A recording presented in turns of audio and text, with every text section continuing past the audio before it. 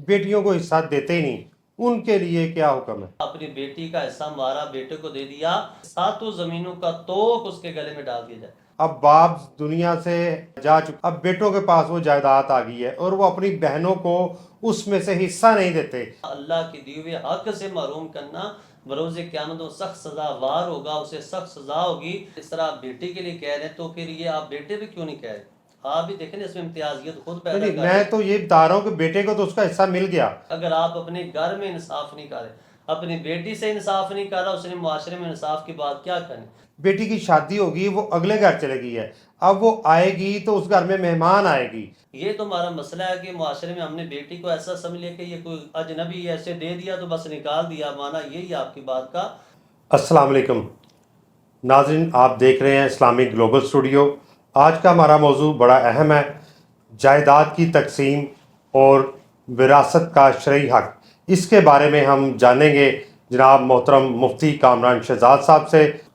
अल्हम्दुलिल्लाह मुफ्ती साहब, बड़ा अहम माशरे में एक ये चल रहा है कि लोग बेटों को जायदाद की तकसीम के बारे में इल्म नहीं होता और वो सही तरह उनको ये चीज़ें नहीं आगे डेवलप कर पा रहे। अब ये बताइएगा कि एक बंदा अपनी जायदाद में से या विरासत में से अपनी औलाद को हिस्सा देना चाहता है, वो तकसीम कैसे करे? दो तीन सवालात हैं इसके मतलब। एक शख्स है, उसका एक बेटा है, दो बेटियां हैं, वो जायदाद या विरासत कैसे उनको हिस्से में तकसीम करे? कितना हिस्सा कुरान की रूह से जाएगा उनको? जी, हमेशा याद रखें कि विरासत का जो इल्म है ये एक समंदर है, और इसके अंदर आप जितना इसमें गौर खोज करें ये मज़ीद एक समंदर है। और ऐसे समझे कि ये आधा इल्म है। जितना हमारे यहाँ पढ़ाया जाता है दरस निज़ामी के अंदर, उलमा पढ़ते हैं, शहादतुल आलमिया के अंदर पढ़ते हैं, तो ये जो विरासत का चैप्टर है, ये जो मजमून है, ये सबसे समझे डिफ़िकल्ट है, सबसे मुश्किल तरीन है और इसको समझना।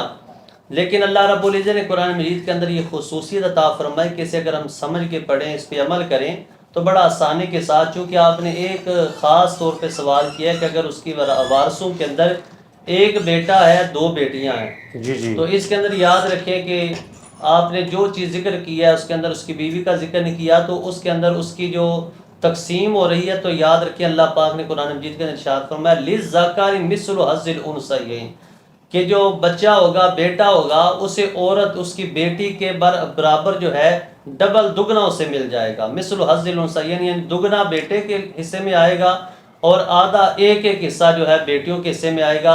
मिसाल के तौर पे एक बेटा है, दो बेटियां हैं, तो ये कुल हिस्से बन जाएंगे चार। दो हिस्से बेटे को मिल जाएंगे, एक एक हिस्सा दोनों बेटियों को मिल जाएगा।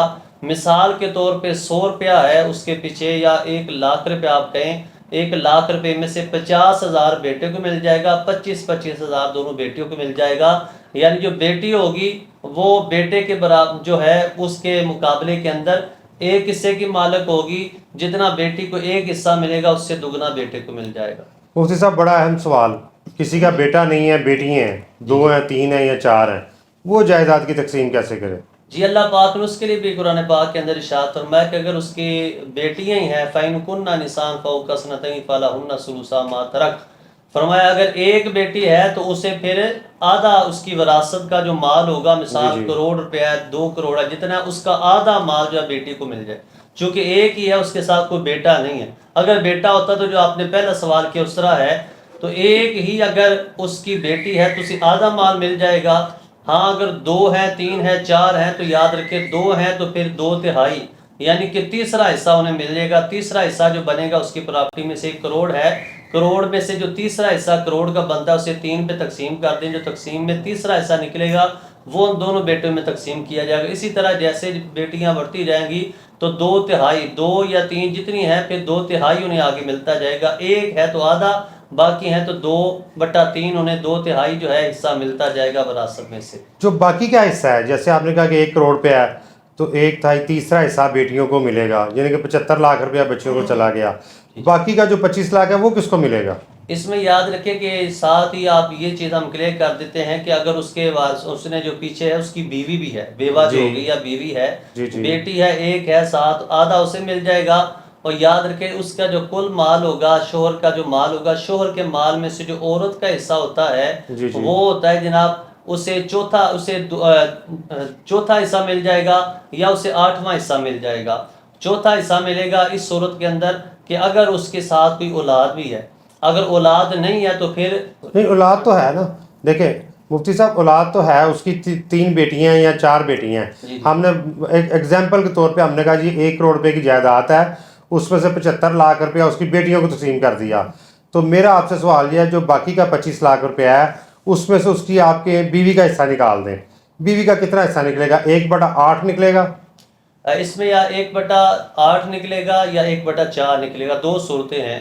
اگر اس کی اولاد ہے تو پھر اسے چونکہ تھوڑا ملے گا، چونکہ بچوں میں تقسیم ہونا اولاد تو ہے نا، بیٹی ہیں، میں نے کہا بیٹی ہیں اس تو کی. پھر اسے اگر نہیں ہے تو پھر اس سے تھوڑا زیادہ یعنی کہ چوتھا حصہ مل جائے تو گا. باقی کا جو حصہ بچا وہ کدھر جائے گا؟ باقی پھر اس کے جو شوہر فوت اس کا ہوا ہے، اس کے جو بھائی ہوں گے، اگر اس کے والدین بھی ہیں اس فوت ہونے والے کے تو اس کے والدین کو مل جائے گا، جسے اللہ پاک نے فرمایا فَلِأُمِّهِ الثُّلُثُ، اس کی ماں کے لیے تیسرا ہوگا، وَلِأَبَوَيْهِ لِكُلِّ وَاحِدٍ مِنْهُ السُّدُسُ، ماں باپ کو چھٹا حصہ یعنی 3 حصے ان میں تقسیم ہو جائیں گے. تو جب اپنے وارثوں میں تقسیم ہونے کے بعد اگر اس کا مال اتنا زیادہ بچتا ہے تو پھر اس کے والدین کو بھی حصہ جائے گا. بیٹا ہے تو بیٹے کی کمائی میں سے والد کو بھی حصہ جائے گا، والدہ کو بھی حصہ بھی جائے گا، اگر وہ ہیں تو پھر ان تک پہنچے گا. لیکن اگر بندے کی یاد رکھے ہمیشہ، اگر اولاد ہے، اولاد ہونے کی صورت کے اندر نہ اس کے والدین اس کے بھائیوں کو ملے گا، کچھ نہیں ملے گا، صرف اس کے جو ہے آگے اولاد ہے اس کے اندر تقسیم ہوگا، یا اس کے والدین تو ان کو جو اللہ پاک نے قرآن میں بیان فرمایا وہ مل جائے گا حصہ.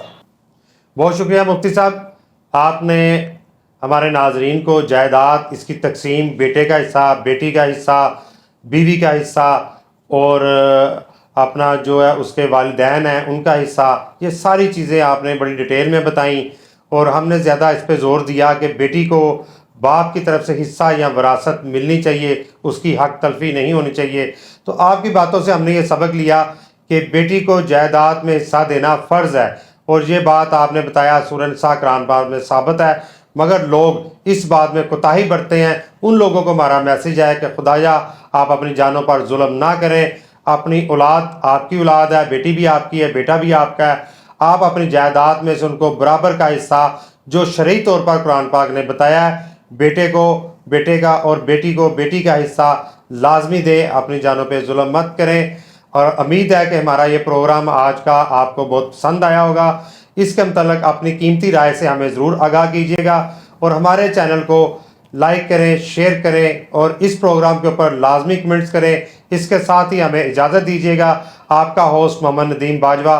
السلام علیکم ورحمۃ اللہ.